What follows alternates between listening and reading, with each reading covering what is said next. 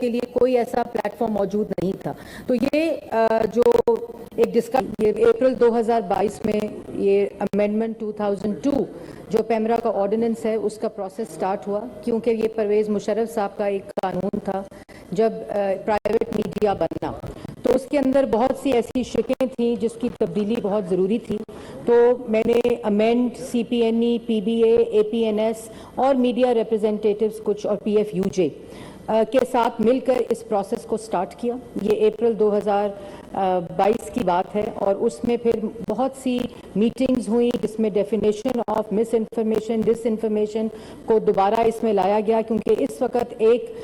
Stroke of pen के साथ chairman जो पेमरा है वो किसी का प्रोग्राम बैन कर सकता है, सस्पेंड कर सकता है, अथॉरिटी का लाइसेंस रिवोक कर सकता है और चलते प्रोग्राम को भी बंद कर सकता है। उसकी इस एक तरफा इख्तियार को लेकर अथॉरिटी में डिवॉल्व किया, काउंसिल ऑफ कंप्लेंट में डिवॉल्व किया, अपील का हक दिया, वहां जिसकी अपील उसको रिप्रेजेंटेशन दी और फिर हाई कोर्ट के अंदर उसको तक उसकी अपील को 4 टियर के ऊपर लीगल प्रोसेस पे किया। इसके साथ साथ जो दूसरी इसमें इंपॉर्टेंट बात थी कि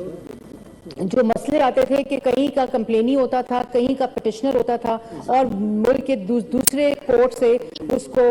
स्टे मिल जाता था। तीसरी ये बात थी कि जी सबसे जो तारीखी बात कि ये वर्कर्स के लिए कोई ऐसा इलेक्ट्रॉनिक मीडिया के वर्कर्स के लिए प्लेटफॉर्म मौजूद नहीं था। जिस तरह ITNE में न्यूज़पेपर एम्प्लॉइज़ के लिए एक जगह होती है जहां वो अपनी तनख्वाहों की बात कर सकते हैं, अगर उनकी तनख्वाहें ना मिलें उनकी बात कर सकते हैं, लेकिन इलेक्ट्रॉनिक मीडिया के लिए कोई ऐसा प्लेटफॉर्म मौजूद नहीं था। तो ये जो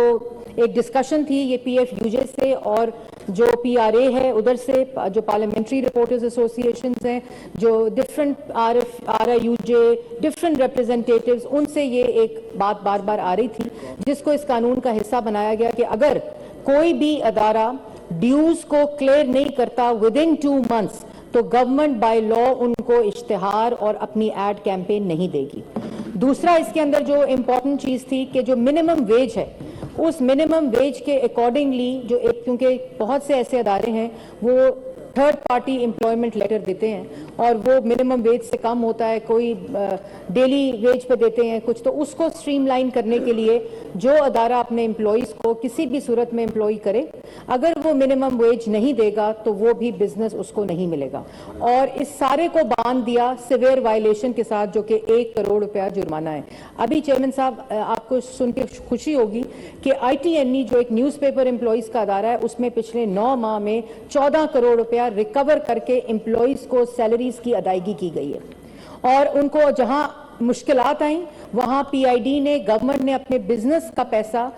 डायरेक्टली ITNE को चेक्स दिए और ITNE ने एम्प्लॉयज़ को सैलरी के चेक्स दिए। तो के अंदर इस पूरे प्रोसेस को कंप्लीट करके 12 माह का ऊपर मुहित ये पूरा कंसल्टेशन का प्रोसेस था। इसको नेशनल असेंबली में ले किया गया, उधर इसके ऊपर बहस हुई, नेशनल असेंबली में ये 10-12 दिन पड़ा रहा। फिर ये नेशनल असेंबली की स्टैंडिंग कमेटी में आया, नेशनल स्टैंडिंग की कमेटी में क्लॉज बाय क्लॉज इसके ऊपर रीडिंग हुई, पूरी इसके तफसील के साथ तमाम जमातों के स्टैंडिंग कमेटी के रिप्रेजेंटेटिव्स वहां मौजूद थे और PRA भी वहां विटनेस के तौर पर क्लॉज बाय क्लॉज की रीडिंग के अंदर मौजूद थी। उसके बाद ये कानून सेनेट हाउस में आया। सेनेट हाउस में सेंस लेते हुए मैंने खुद और लॉ मिनिस्टर थे यूसुफ रजा गिलानी साहब थे उस वक्त, हमने ये bill standing committee of senate को भेजा कि मजीद इसमें राय आ जाए, मजीद इसमें अमेंडमेंट आ जाए, क्योंकि ये प्रोसेस ऑफ जो लेजिस्लेशन है और अगर इतने सालों बाद ये अमेंड हो रहा है तो इसमें तब्दीली की और इसमें बेहतरी की गुंजाइश हर वक्त मौजूद थी। तो जब मैं वहाँ गई उससे पहले मेरी बात हुई और उसमें ये राय आई कि इसमें आप जो चेयरमैन पेमरा है उसकी सिलेक्शन पार्लियामेंट को इख्तियार दे दें। मैं ये समझती थी कि ये बहुत अच्छी राय थी और इसको फौरी तौर पे मैंने प्राइम मिनिस्टर से डिस्कस किया, लॉ मिनिस्टर से डिस्कस किया और प्राइम मिनिस्टर ने फौरी तौर पे कहा कि ये ट्रांसपेरेंसी को, पेमरा की एफिशिएंसी को और उसके इंडिपेंडेंस को ये मजीद फरोग देगा, आप इसकी फौरन ये अमेंडमेंट कर लें। दूसरी अमेंडमेंट जो आई वो राय आई वो ये आई थी कि जो सैलरीज का वर्ड है इससे अभाम पैदा हो सकता है, तो इसको ड्यूज के साथ रिप्लेस कर दिया जाए। जब स्टैंडिंग कमेटी ऑफ सेनेट की मीटिंग हुई, चेयरपर्सन साहिबा ने भी यहाँ बात भी की और ये इन्होंने चेयर की वो कमेटी, उसमें जो दोनों शिकें थी उस पर मैंने आउटसेट कमेटी स्टार्ट होने से पहले ये बात की है, ये दोनों शिकें अब इस कानून का हिस्सा अमेंडेड फॉर्म में मौजूद है।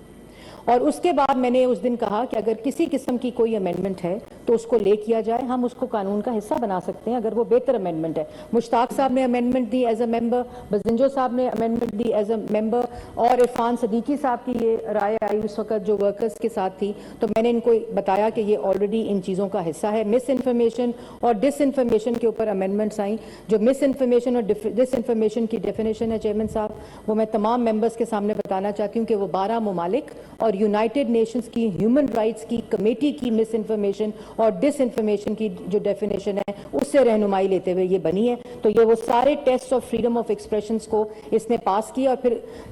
एक और इम्पॉर्टेंट चीज़ कि जब मैं वहाँ से मैंने कहा अमेंडमेंट्स दें, तो पहले तो ये कहा गया, I want to set and put this on record, पहले ये कहा गया कि किसी के इशारे के ऊपर ये काला कानून बनाया जा रहा है। फिर ये कहा गया उजलत में बनाया जा रहा है। मैं कह रही थी और मैं प्लीड कर रही थी कि गिव मी अमेंडमेंट्स,